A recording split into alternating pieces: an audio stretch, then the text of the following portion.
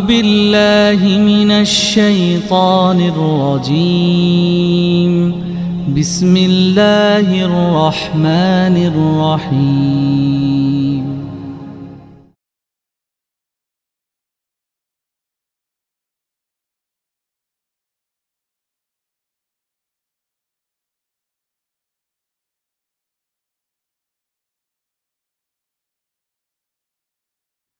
إن الحمد لله نحمده ونستعينه ونستغفره ونعوذ بالله من شرور أنفسنا ومن سيئات أعمالنا من يهد الله فهو المهتدي ومن يضلل فلا هادي له وأشهد أن لا إله إلا الله وحده لا شريك له وأشهد أن محمدا عبده ورسوله أقدم لكم تحية الإسلام السلام عليكم ورحمة الله وبركاته.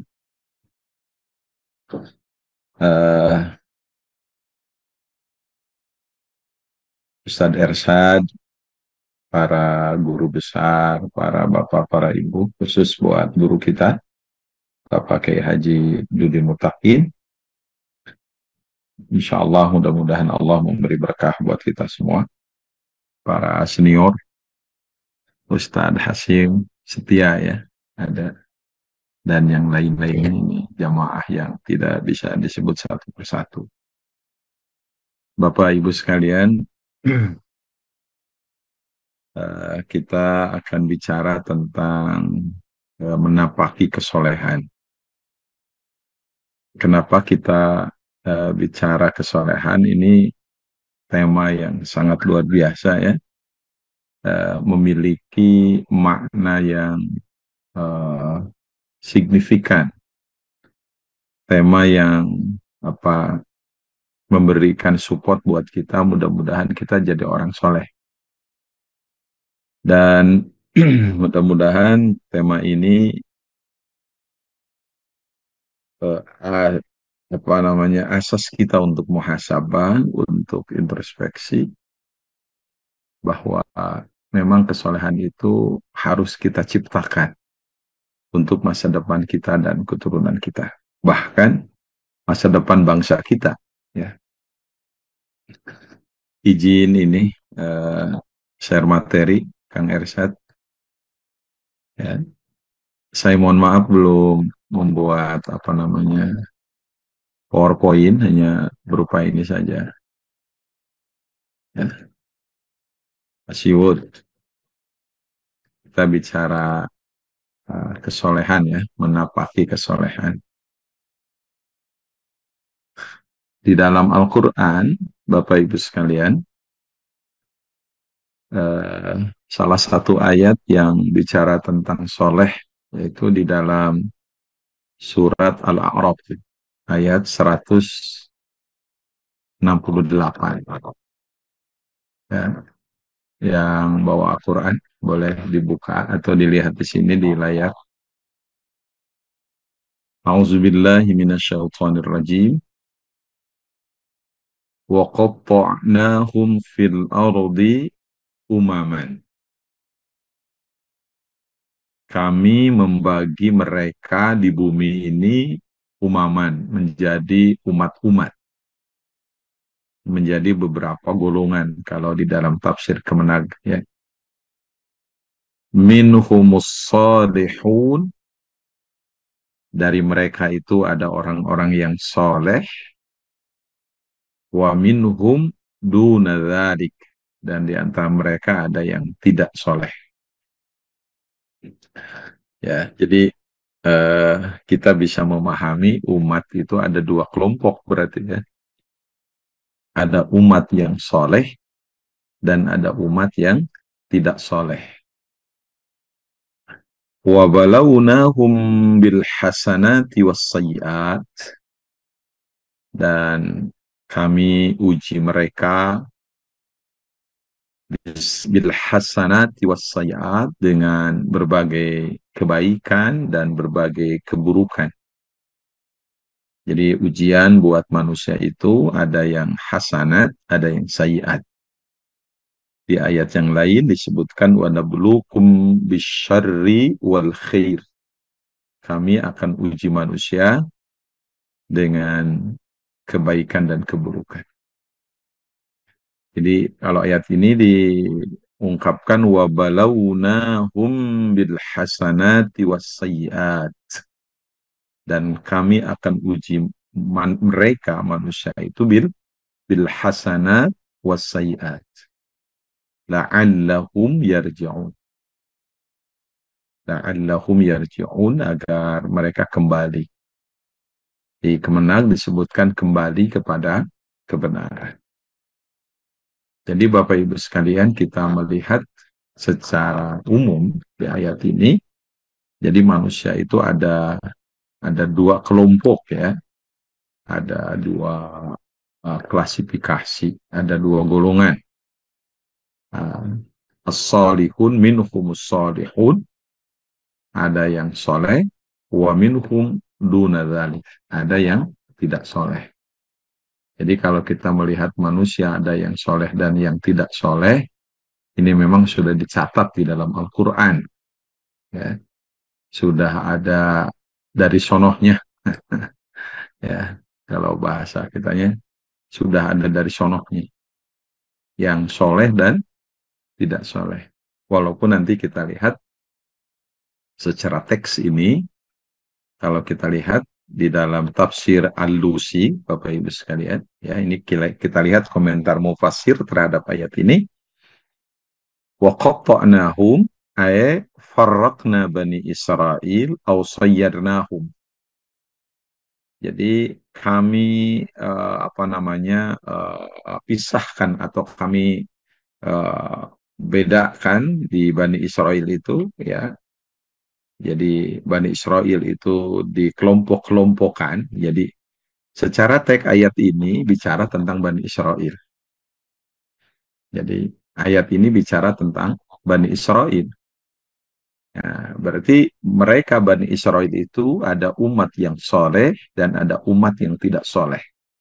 Ya, secara teks ayat ini bicara tentang Bani Israel. Ya, tetapi ya kita memahami kaidah umum al-ibratu bi umumil lafzi la bi khususis sabab. Bahwa ibrah yang diambil oleh kita itu dari bi umumil lafzi, dengan lafaz yang umum, bukan sebab yang khusus. Jadi kita bisa mengambil kesimpulan ya bahwa manusia itu memang ada di dalam dua klasifikasi. Ada yang soleh, ada yang tidak soleh.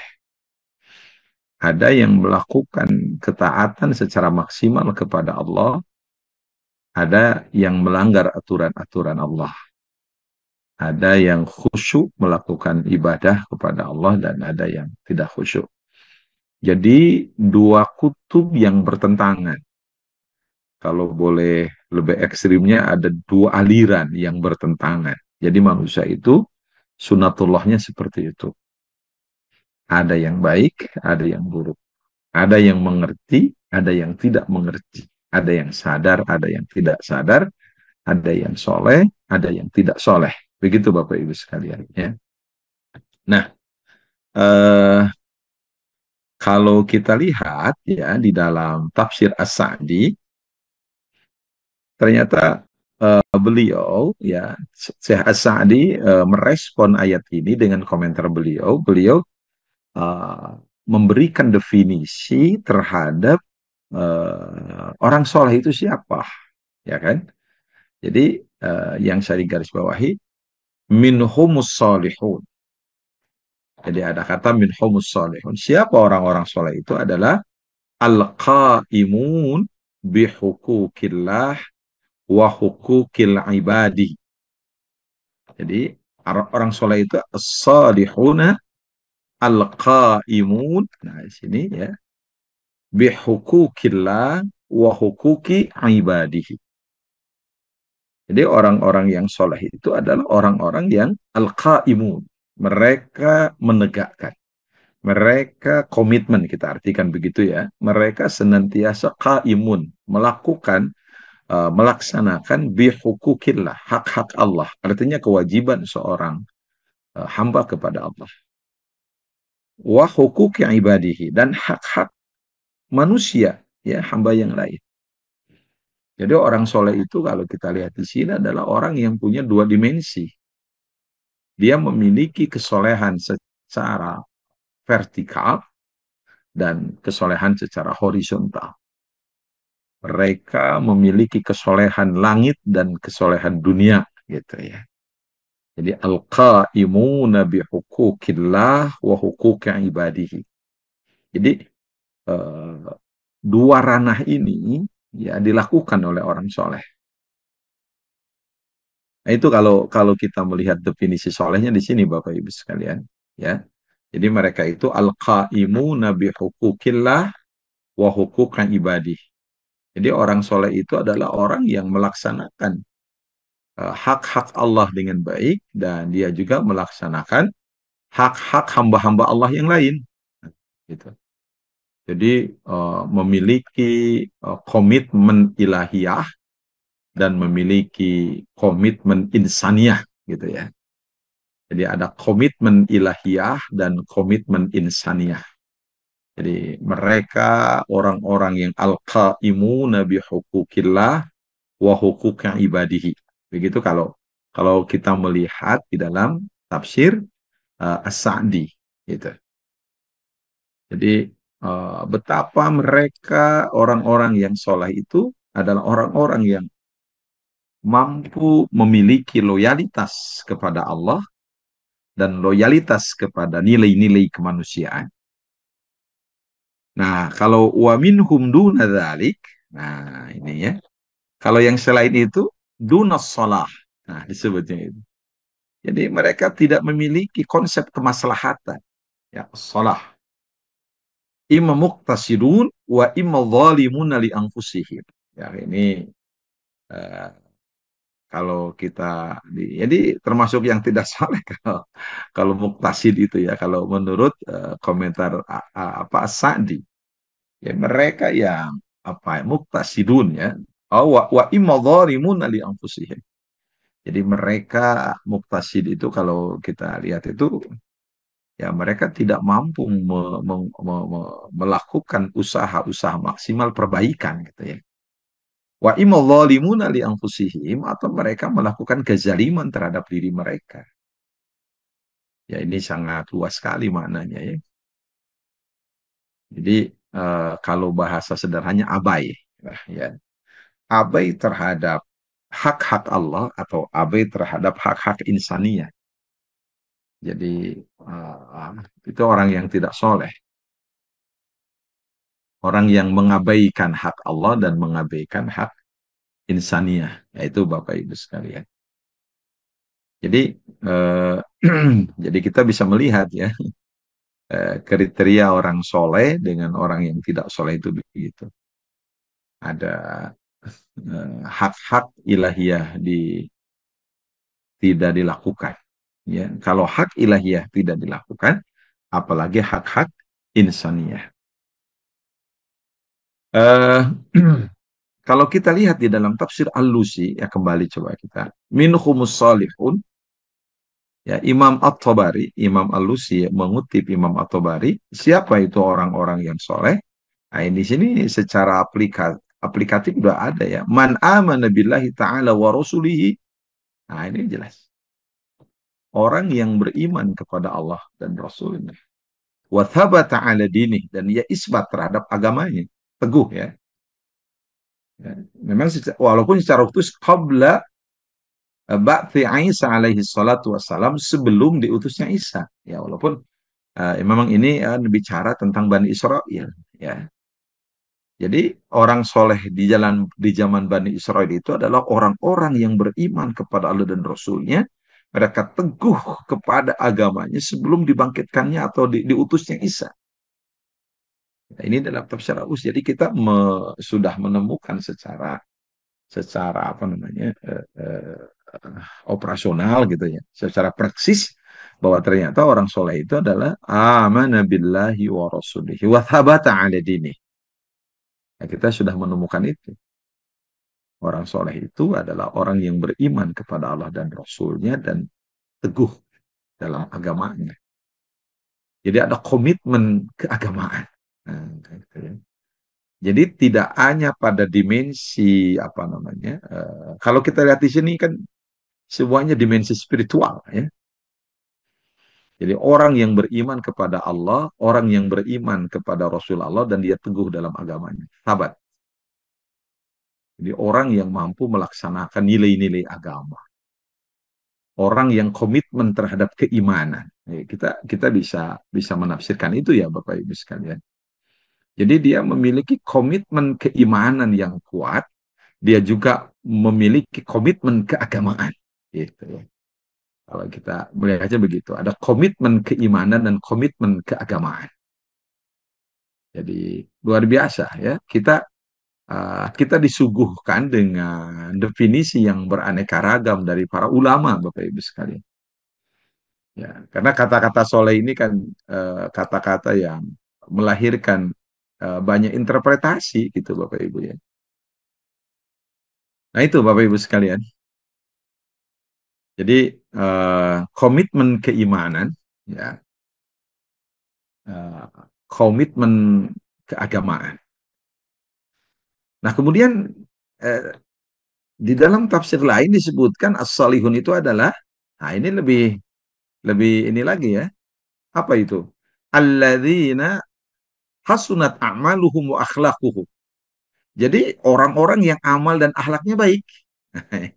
Ini udah lebih fokus lagi. Jadi perilaku, a'maluhum wa akhlaquhum. Jadi perilaku dan akhlaknya, etikanya baik. Walaupun akhlak itu tidak bisa disamakan dengan etika. Ya. Sebab nanti kalau etika kan perspektif filsafat. Ya. Akhlak ini kan perspektif agama. Sangat jauh sekali. Maka orang yang solihun itu adalah yang amal mereka dan akhlak mereka itu baik. Ya, ini. Nah, tentunya ketika kita mengejar kriteria amal yang baik dan akhlak yang baik juga ini membutuhkan interpretasi, membutuhkan penjelasan lebih lanjut gitu Bapak Ibu sekalian ya. Hanya kita menjadi apa tercerahkan dengan komentar mufasir. Jadi kita bisa melihat. Jadi orang-orang soleh itu definisinya banyak. Hanya kita tinggal mengukur bagaimana kita menjadi soleh. Nah ini barangkali yang harus dikuatkan oleh kita dan mudah-mudahan forum ini memberikan support, motivasi, kontribusi yang kuat buat kita untuk menjadi orang-orang yang soleh. Nah, langkah praktisnya, Bapak Ibu sekalian, bagaimana kita untuk menjadi orang soleh. Nanti mudah-mudahan guru kita bisa langsung masuk nanti ya, Kang Ersat.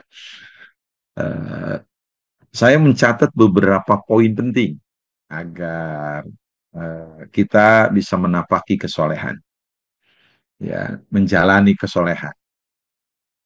Yang pertama, Bapak Ibu sekalian jelas kita harus banyak-banyak berdoa agar kita jadi orang yang soleh. Itu poin penting ya, karena kesolehan ini tidak bisa dipisahkan dengan kekuatan spiritual dan kekuatan spiritual itu tidak bisa dipisahkan dengan doa. Kita ini lemah, Bapak Ibu sekalian. Kita butuh sandaran yang kuat. Kita memerlukan topangan yang kuat agar kaki kita melangkah, agar hati kita terarah, agar jarum hati kita kuat menapaki kehidupan jadi orang soleh.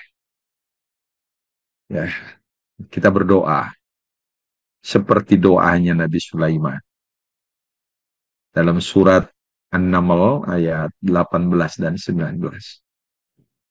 Ini diceritakan hatta idza atau ala wadin naml, hatta idza atau ala wadin namli, sehingga ketika mereka sampai di satu lembah semut, ya melewati maksudnya. Qalat namlatun, ya, satu semut perempuan ini, ratu semut berkata, Ya ayyuhan namlu, wahai para semut, udkhulu masakinakum. Masuklah kamu ke dalam tempat-tempat kamu, maksudnya ke sarang kamu. La yahtimannakum Sulaiman wa junudu, ya, agar kamu tidak diinjak oleh Sulaiman dan tentaranya. Wahum la yash'urun, dan mereka tidak menyadari. Gitu. Jadi ketika kelompok Nabi Sulaiman dan pasukannya sedang berjalan di satu tempat, ya itu ada semut yang melewati, maka ratus semut mengatakan, segera segera kamu masuk, ya, segera kamu masuk ke tempat kamu supaya Sulaiman dan tentaranya tidak menginjak kamu.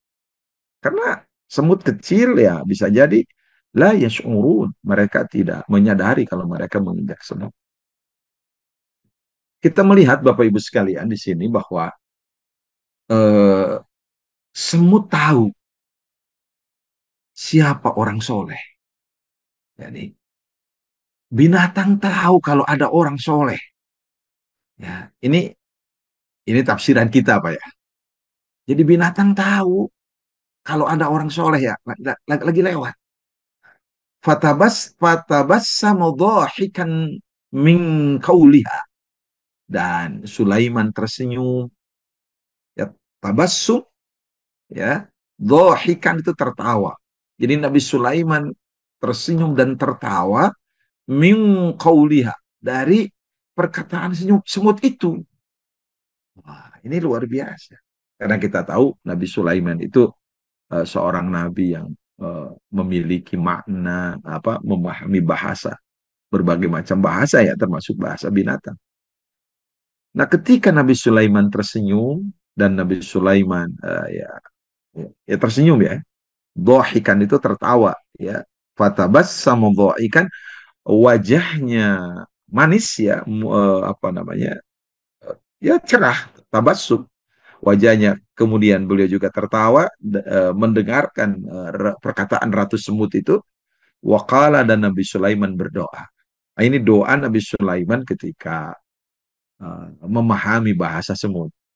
Rabbi auzi'ni, Tuhan, ya, kata Nabi Sulaiman, auzi'ni, anugerahkan kepadaku, an ashkura ni'mataka allati an'amta alayya wa ala walidayya. Anugerahkan kepadaku agar aku bisa bersyukur kepada nikmat yang telah kau anugerahkan kepadaku dan kepada kedua orang tuaku. Jadi Nabi Sulaiman berdoa untuk bisa bersyukur kepada Allah, Bapak Ibu sekalian.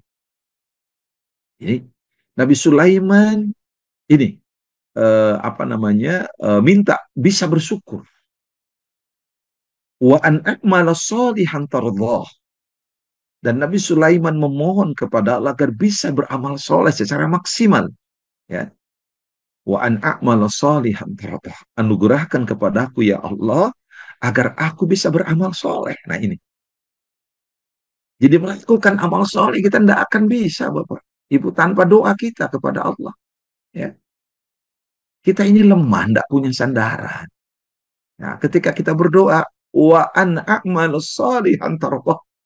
Ya, kalau bahasa kitanya, ya Allah kuatkan aku ketika menapaki amal soleh. Wa adkhilni birahmatika, dan masukkan aku dengan rahmatmu ya Tuhan, ya Allah, fi ibadikas salihin, ke dalam golongan hamba-hambamu yang soleh. Jadi seorang nabi yang memiliki kekuasaan yang berlimpah, beliau tetap berdoa untuk bisa melakukan amal soleh dan dimasukkan ke dalam kelompok orang-orang soleh. Itu Bapak Ibu sekalian. Saya kira doa ini sudah dipahami dan sudah dihafal oleh kita ya. Saya yakin. Inilah uh, proses kita untuk jadi orang soleh atau menapaki kesolehan itu. Tidaklah kita mampu untuk berdoa kepada Allah karena kita lemah. Ya. Berdoalah seperti doa Nabi Sulaiman. Rabbi auzi'ni an ashkura ni'mataka allati an'amta alayya wa ala walidayya wa an a'mala salihan tardah wa adkhilni bi rahmatika fi ibadika salihin. Jadi kalau kita ingin menapaki kesolehan kita, bisa ajeg dalam kesolehan kita, kita kuatkan langkah kita dengan doa kepada Allah. Kita lemah, kita tidak punya daya, kita nggak punya kekuatan. Doa itu yang akan menguatkan kita dalam menapaki jalan kesolehan. Doa itu yang akan meneguhkan kita. Dan kita yakin doa itu, Bapak Ibu sekalian, yang akan membuat kita istiqomah dalam menapaki kesolehan. Banyak tantangan ketika kita menjadi orang soleh, dan kita siap menjadi musuh setan ya ketika kita soleh. Itu yang pertama, Bapak Ibu. Ya. Yang kedua, Bapak Ibu sekalian, kalau kita ingin menapaki kesolehan itu, ya kita menapaki jalan para nabi. Menapaki jalan para nabi. Para nabi itu orang-orang yang tak lelah memikul agama Allah, tak lelah dalam melakukan dakwah. Para nabi, orang-orang yang senantiasa uh, menyebarkan agama Allah. Ya, jadi kalau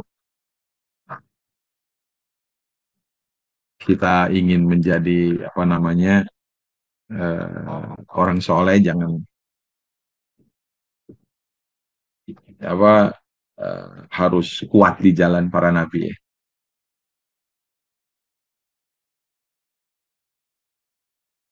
Bapak Ibu sekalian, kita lihat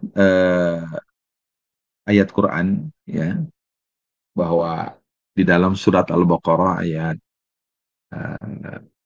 130, kemudian di dalam Al-An'am ayat 85. Ini di antara ayat yang menjelaskan para nabi itu orang-orang soleh.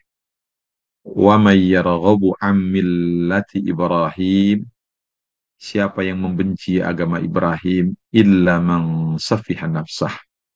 Ya, selain orang yang memperbodoh dirinya sendiri. Jadi kalau orang itu benci kepada agama Ibrahim, itu orang yang bodoh. Wal qad istafainahu fid dunya. Kami benar-benar telah memilih Ibrahim di dunia ini. Wa innahu fil akhirati laminas salihin. Dan di akhirat dia termasuk orang-orang yang soleh.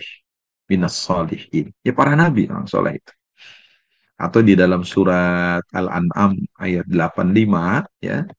Wa Zakaria wa Yahya wa Isa wa Ilyas kullu minas salihin.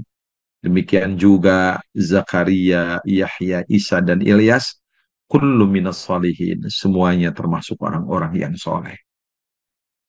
Jadi kalau kita lihat di sini Bapak Ibu sekalian, para nabi itu adalah orang-orang yang soleh ya. Para nabi itu orang-orang yang soleh. Jadi kalau kita ingin menapaki kesolehan, ya kita harus ini ya menapaki jalan hidup para nabi. Ya. Dan para nabi itu kalau kita lihat di dalam hadis ya,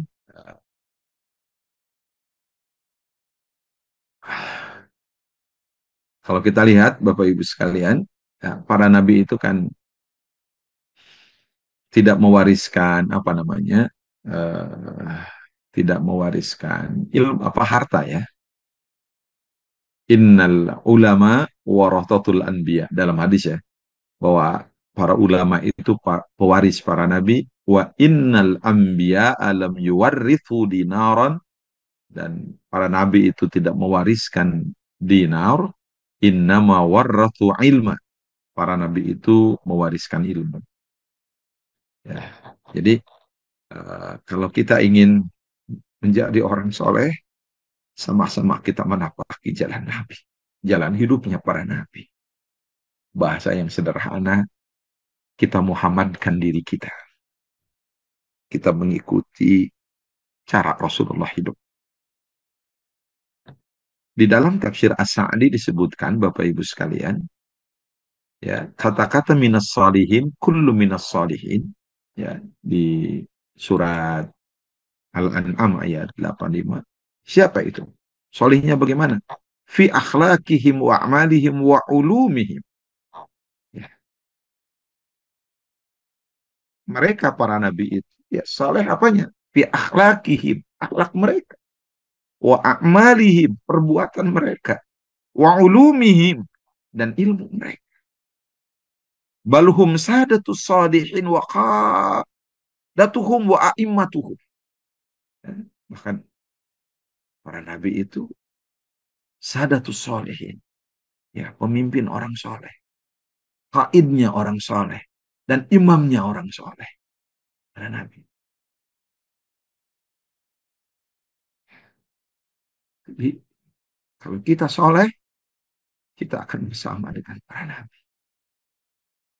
Kalau kita soleh, kita akan bersama dengan utusan Allah. Ini Bapak Ibu sekalian. Jadi kita menapaki hidup. Kita ambil saja bagaimana hidupnya Rasulullah Shallallahu Alaihi Wasallam. Kita menapaki hidupnya Rasulullah, gitu ya. Nah, gitu Bapak Ibu sekalian. Jadi kalau kita ingin soleh, ya kita menapaki hidupnya para nabi. Hidup dalam dakwah. Yang disebut dakwah itu kan bukan hanya ceramah, ya. Dakwah itu adalah orang dai itu siapa? Al al-qaimun, ya, orang-orang yang menegakkan ala asasi dakwah, di atas landasan dakwah. Jadi dai itu tidak hanya ceramah. Jadi orang yang berinteraksi dengan dunia dakwah. Dia menjadi fasilitator kegiatan Islam, itu dai. Ya, kita menghadiri acara untuk menopang perjuangan Islam, itu dai, Bapak Ibu sekalian. Jadi dai itu seperti itu. Ya, mudah-mudahan kita bisa menapaki hidupnya para nabi, ya, khusus Sayyidul Mursalin Rasulullah Shallallahu Alaihi Wasallam. Ya, jadi kalau kita ingin soleh, ya jangan pernah kita lepas dari jalan para nabi. Kalau kita ingin soleh, jangan pernah kita jauh dari kehidupan para nabi. Itu Bapak sekalian, Ibu-ibu sekalian, jamaah sekalian. Selanjutnya, nah, kalau kita ingin menapaki kesolehan, semangat muslih. Jadi semangat muslih. Semangat menjadi orang muslih. Di dalam surat Hud ayat 17. وَمَا كَانَ رَبُّكَ لِيُهْلِكَ الْقُرَى بِظُلْمٍ وَأَهْلُهَا مُصْلِحُونَ. Tuhanmu tidak akan membinasakan negeri-negeri secara zalim, sedangkan penduduknya berbuat kebaikan, muslih. Wa ahluha muslihun. Jadi Allah tidak akan membinasakan negeri secara zalim, ya, sedang penduduknya senantiasa muslih, muslih, orang yang berbuat kebaikan. Jadi ada wal farqu baina shalih wal muslih. Jadi ada apa, ya, perbedaan antara soleh dan muslih? Anna shaliha, ada sini yuslihu nafsah faqat. Jadi orang yang soleh itu orang yang, ya, menyolehkan dirinya saja. Ya. Jadi kalau orang soleh itu orang yang bisa menyolehkan dirinya saja. Tapi kalau muslim, ammal muslihu fawwaladhi yuslihu awalan, thumma yuslihu ghairahu thaniyan. Kalau orang muslim itu, ya, pertama dia solehkan diri sendiri, setelah itu dia menyolehkan orang lain. Nah, jadi dia punya energi untuk menularkan kebaikannya kepada orang lain. Fahuwa ya'malu fi dairatain. Jadi Orang yang soleh dan muslih itu, orang yang muslih itu dia hidup, dia melakukan amal di dua dua kategori ya. Solahun nafsi wa islahil akhirin. Dia bisa mensolehkan diri sendiri dan dia mampu menyolehkan yang lain. Dua. Yang muslih itu begitu. Nah, kita ingin menjadi orang yang muslih.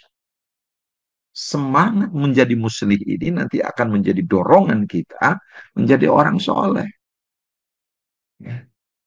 Jadi kita punya semangat untuk menyolehkan orang lain. Tidak hanya semangat untuk menyolehkan diri kita. Kita ingin semangat menyolehkan istri kita. Dan kita ingin menyolehkan keturunan kita. Ingin menyolehkan keluarga kita. Kita juga ingin menyolehkan masyarakat kita, tetangga kita, bangsa kita. Kita berkontribusi untuk membangun sebuah kesolehan. Gitu ya, Bapak Ibu sekalian.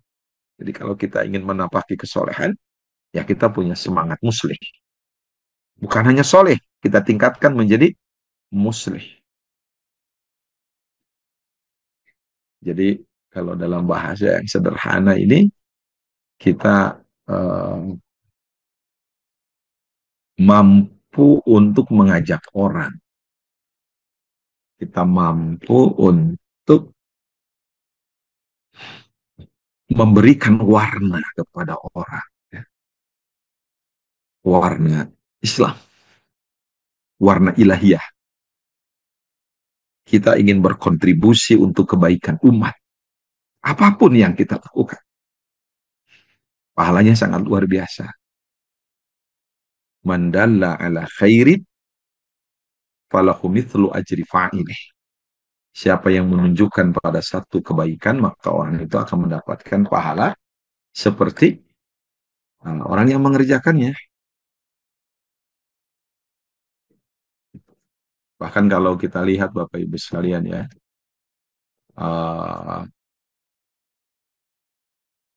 cerita Sayyidina Ali ini luar biasa ya.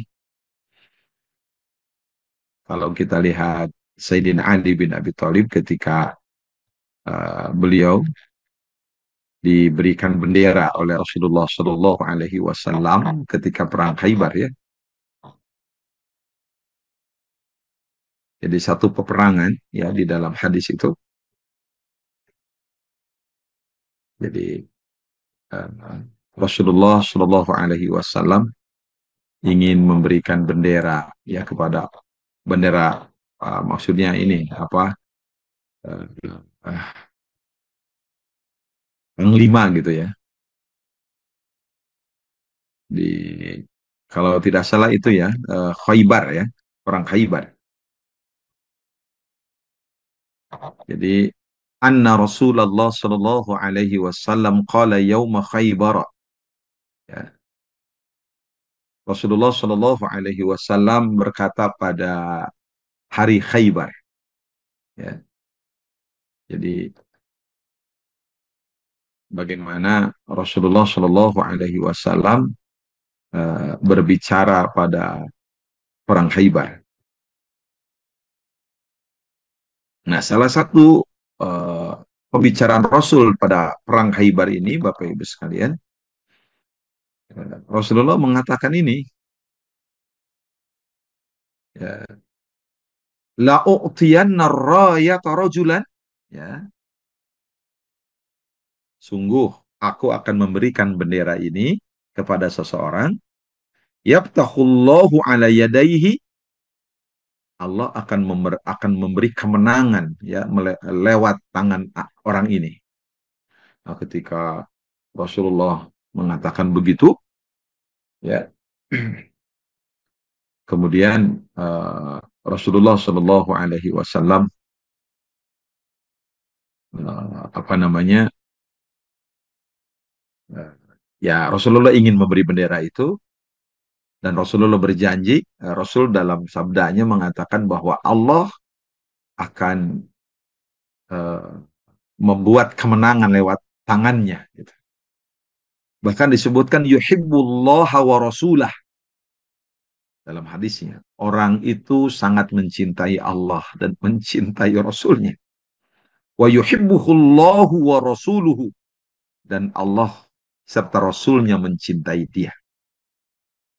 Jadi bayangkan pada perang Khaybar Rasulullah mengatakan bendera ini besok akan aku berikan kepada seseorang yang lewat tangannya umat ini menang, dia mencintai Allah dan Rasulnya, dan Allah serta Rasulnya pun mencintai dia.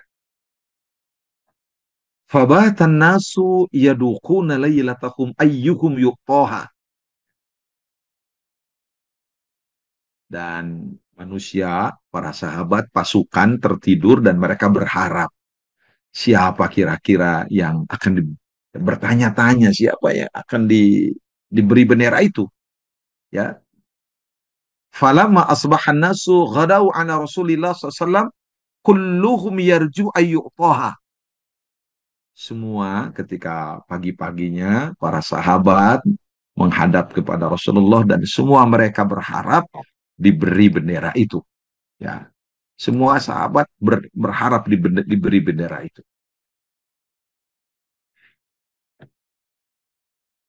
Tetapi kemudian Rasul mengatakan, Aina Ali bin Abi Thalib? Di mana Ali bin Abi Thalib? Jadi Rasulullah malah bertanya, Ali, di mana Ali? Nah, itu Bapak Ibu sekalian. Di mana Sayyidina Ali? Kemudian faqila huwa ya Rasulullah yastaqi ainai. Ainai. Ya Rasulullah, Sayyidina Ali ini sedang sakit mata, dua matanya sakit. Kata Rasulullah, fa'arsalu ilaih. Nah, kemudian mereka pun mengutus ya, seseorang untuk mendatangkan Ali, fa'utiya bihi.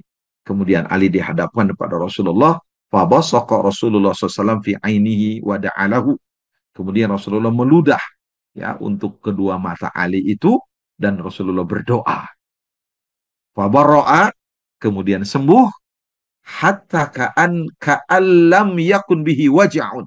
Ya, seolah-olah tidak pernah sakit. Begitu dalam hadis Bukhari. Fa'aqtahu rayah. Kemudian Sayyidina Ali itu diberikan bendera itu. Ya, bendera komando. Kemudian Sayyidina Ali mengatakan, ya Rasulullah, uqatiluhum hatta yakunu mithlana. Ya Rasulullah, apakah aku harus memerangi mereka sampai mereka seperti kita? Rasul mengatakan, unfud ala rislika hatta tanzila bisahatihim. Tenang aja, tenang. Jangan gurung gusuh gitu ya. Tenang kamu berjalan sampai kamu ada di daerah mereka. Thumma du'uhum ilal Islam. Ajak mereka kepada Islam. Jadi tidak memerangi. Ya. Ajak mereka kepada Islam. Wa akhbiruhum bima yajibu alaihi min haqqillah bi. Dan informasikan kepada mereka bahwa lakukan kewajiban mereka kepada Allah. Nah, kemudian ketika Rasulullah mengutus Ali itu Rasul mengatakan fawallah, demi Allah, la ayyahdiyallahu bika rajulan wahidan, demi Allah, seandainya sungguh ketika Allah memberi hidayah kepada seseorang lewat tanganmu, khairun laka min ayyakuna laka humurun ni'am, itu lebih baik darimu daripada engkau memiliki humurun ni'am, unta merah, humurun na'am, ya. Jadi engkau menjadi wasilah hidayah untuk orang lain itu lebih baik daripada kenikmatan dunia. Betul lah, kalau kita terjemahkan itu ya. Itu hadis Bukhari. Jadi engkau menjadi wasilah orang lain mendapatkan hidayah itu lebih baik daripada kenikmatan dunia ini. Ini sabda Rasulullah. Nah, ini Bapak Ibu sekalian yang saya katakan bahwa kalau kita ingin menjadi orang soleh, harus punya semangat muslih, ya, semangat dakwah. Begitu Bapak Ibu sekalian. Mudah-mudahan Allah menguatkan langkah kita ini, ya. Ya, seperti Sayyidina Ali tadi dikatakan Rasulullah, demi Allah, seandainya Allah memberi hidayah kepada seseorang lewat perantaraanmu, itu lebih baik bagimu daripada kenikmatan dunia ini. Ya, ini. Humurun na'am itu kan, unta merah itu kan kendaraan yang paling mahal saat itu ya. Sekarang apa kendaraan yang paling mewah itu? Jadi engkau menjadi perantara orang mendapatkan hidayah itu lebih baik daripada engkau mendapatkan keuntungan duniawi itu. Ini yang dikatakan oleh Rasulullah Shallallahu Alaihi Wasallam ketika perang Khaybar kepada Sayyidina Ali bin Abi Thalib. Begitu Bapak Ibu sekalian. Jadi kalau kita ingin menambaki jalan kesolehan, hendaklah kita punya semangat muslih. Nah, kemudian selanjutnya Bapak Ibu sekalian, bersegera dalam kebaikan. Jadi jangan menunggu-nunggu ya melakukan kebaikan. Kita harus mampu untuk segera melakukan kebaikan. Kalau kita ingin menapaki jalan kesolehan, di dalam surat Ali Imran ayat 113 ya Bapak Ibu sekalian. Di dalam surat Ali Imran 113, 114 ini ketika berbicara tentang ahli kitab. Laisu sawa'a. Mereka itu tidak sama. Min ahlil kitab, min ahlil kitabi, di antara ahli kitab itu ummatun qaimah. Ada ada kelompok, ada umat yang lurus, ada golongan yang lurus di antara ahli kitab itu. Yatluna ayatillah. Mereka senantiasa membaca ayat-ayat Allah. Ana al-laili, pada saat malam hari, wahum yasjudun, dan mereka sujud kepada Allah. Yu'minuna billahi wal yaumil akhir. Mereka beriman kepada Allah dan hari akhir. Wa ya'muruna bil ma'rufi wa yanhauna 'anil munkar. Mereka melakukan amar ma'ruf dan nahi munkar. Wa yusari'una fil khairat. Dan mereka segera melakukan kebaikan. Wa ulaika minas salihin. Dan mereka termasuk orang-orang yang soleh. Jadi kalau di antara sifat orang soleh itu ini, ya, di sini yatluna ayatillahi ana al-laili wa hum yasjudun yu'minuna billahi wal yaumil akhiri wa ya'muruna bil ma'rufi wa yanhauna 'anil munkar wa yusari'una fil khairat wa ulaika minas salihin. Ini Bapak Ibu sekalian. Jadi kalau kita melihat uh, sifat orang-orang soleh ya di antara ahli kitab itu, salah satu sifatnya mereka itu wa yusari'una fil khairat, mereka segera melakukan kebaikan, mereka segera melakukan perbuatan-perbuatan baik. Begitu Bapak Ibu sekalian. Ini ya mudah-mudahan Allah menguatkan kita ya untuk melakukan kebaikan. Dan di dalam surat An-Nisa ayat 69 ya, nanti kita lihat tafsirnya. Ini wa may yuti'illaha war rasul, siapa yang taat kepada Allah dan Rasul, faulaika ma'al ladzina an'amallahu 'alaihim, maka mereka akan bersama dengan orang-orang yang diberikan nikmat kepada mereka. Siapa? Minan nabiyyin. Nah, jadi orang-orang yang taat kepada Allah dan Rasul, mereka akan bersama dengan orang yang diberi nikmat. Siapa mereka itu? Minan nabiyyin, para nabi, wasiddiqin, para siddiqin, wasyuhada, ya, para suhada, wassolihin, dan orang-orang soleh. Siapa itu orang-orang soleh Bapak Ibu sekalian? Ya kita lihat di dalam tafsir, ternyata di Ibnu Katsir disebutkan orang soleh itu adalah wahumus salihun alladzina saluhat sarairuhum wa alaniyatuhum. Ya, di dalam Ibnu Katsir, orang soleh itu adalah mereka yang batinnya benar dan zahirnya benar. Jadi batinnya benar, zahirnya benar. Itu orang soleh. Wahumus salihun alladzina saluhat sarairuhum wa alaniyatuhum. Itu orang soleh. Kalau di dalam tafsir Al-Baydawi yang disebut as-salihuna itu siapa? Ini Bapak, Ibu. Alladzina sarrafu a'marahum fi ta'atihi wa amwalahum fi mardatihi. Jadi yang disebut orang soleh itu adalah orang yang menghabiskan usianya untuk taat kepada Allah dan dia menghabiskan hartanya untuk mendapatkan keriduan Allah. Nah, itu orang soleh.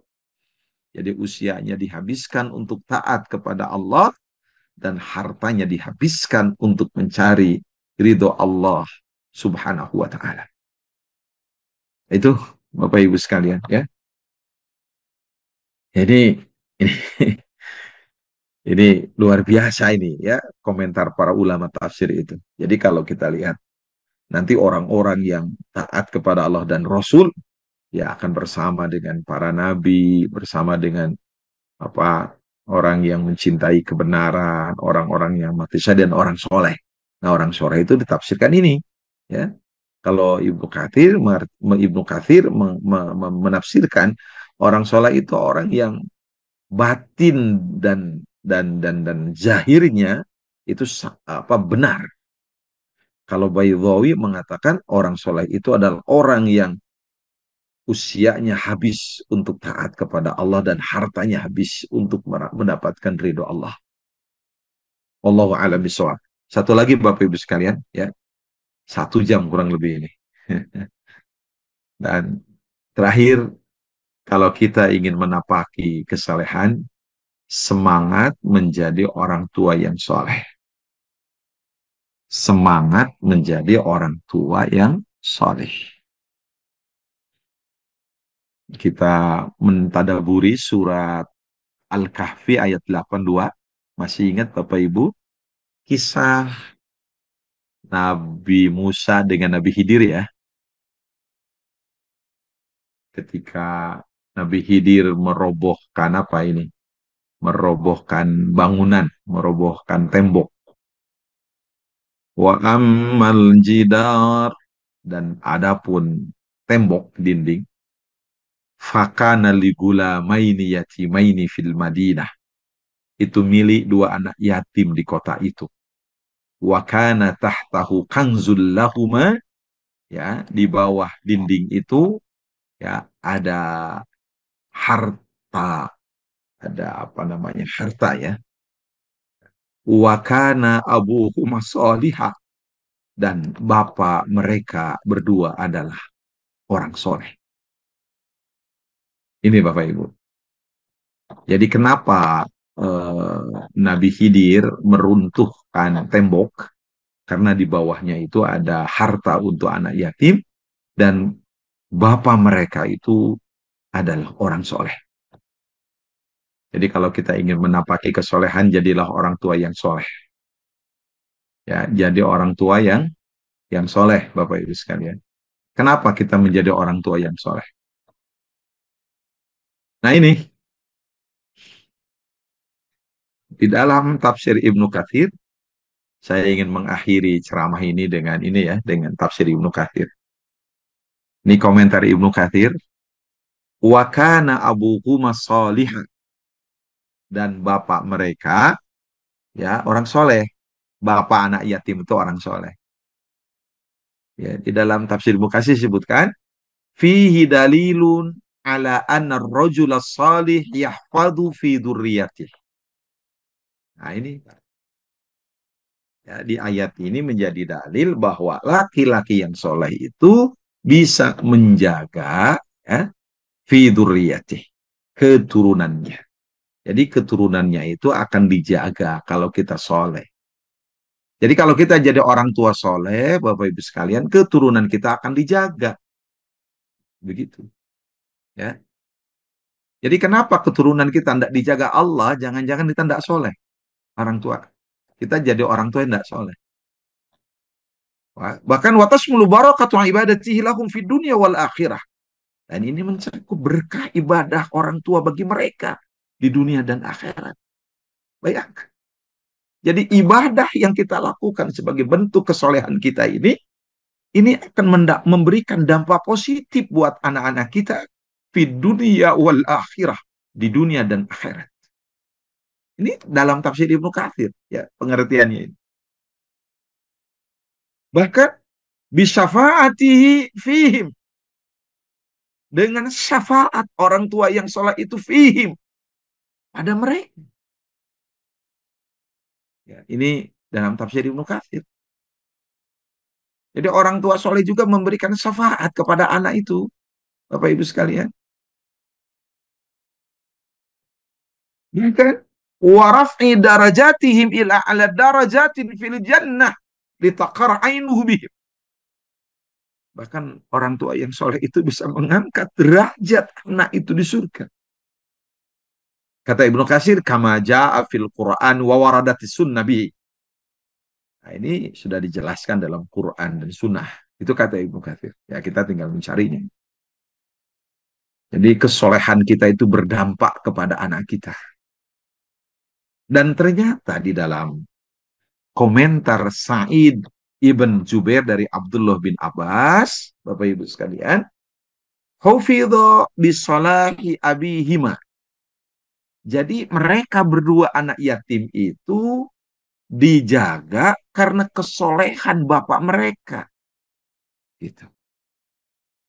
Walam yudhkar lahum salah. Dan anak yatim itu di dalam Quran tidak disebutkan sebagai anak yatim yang soleh. Tidak. Yang disebutkan hanya bapaknya yang soleh. Ini Bapak Ibu sekalian. Dan wa taqaddama annahu kana al-ab as-sabi'. Itu dalam tafsir Ibnu Katsir dalam komentar Sa'id bin Jubair dari Abdullah bin Abbas, ternyata katanya ini bukan bapak langsung, tapi annahu kana al-ab as-sabi'. Ini turunan ketujuh dari apa ya? Saya nggak ngerti kalau bahasa Sundanya apa ini. Jadi bapak ketujuh tuh berarti ayah, kakek, apalagi Ustaz Hasim nih. Udah jangka waring ini dalam bahasa Sunda ini. Ini bapak ketujuh ke atas katanya. Kakek ketujuh ini.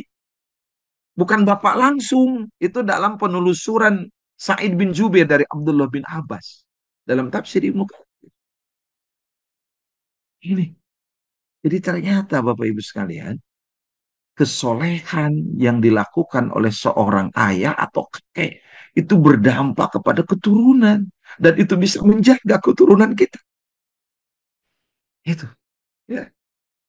Jadi kalau kita ingin menapaki kesolehan abadi gitu ya, bahkan berpengaruh buat kehidupan kita, ternyata kesolehan yang kita lakukan ini juga berpengaruh kepada keturunan kita. Jadi bisa jadi kita dapat rezeki teh kulantaran aki urang baheula saroleh kata gitu. Jadi jangan ngaku kita soleh sekarang ini ya. Ustaz. Bisa jadi karena kesolehan orang tua kita dulu. Ya, karena kesolehan aki urang gitu kan. Kesolehan uyut urang gitu. Saya nggak ngerti tuh ada janggawaring udeg-udeg gitu gimana ini para orang tua ini yang lebih ngerti ya. Ya. Nah, ini Bapak Ibu sekalian, maka menapaki jalan soleh itu jadilah kita orang tua yang soleh dan mudah-mudahan kesolehan kita bisa tularkan kepada yang melahirkan kesolehan buat anak cucu kita. Wallahu a'lam bishawab. Silakan Kang Ersa. Mudah-mudahan Allah memberi keteguhan iman dan amal soleh buat kita semua sehingga kita bisa menapaki kesolehan dengan sebaik-baiknya. Wallahu a'lam bishawab. Demikian Bapak Ibu yang bisa disampaikan. Mudah-mudahan ada manfaatnya dan mudah-mudahan kita menjadi orang-orang yang punya semangat untuk jadi orang soleh. Demikian. Assalamualaikum warahmatullahi wabarakatuh.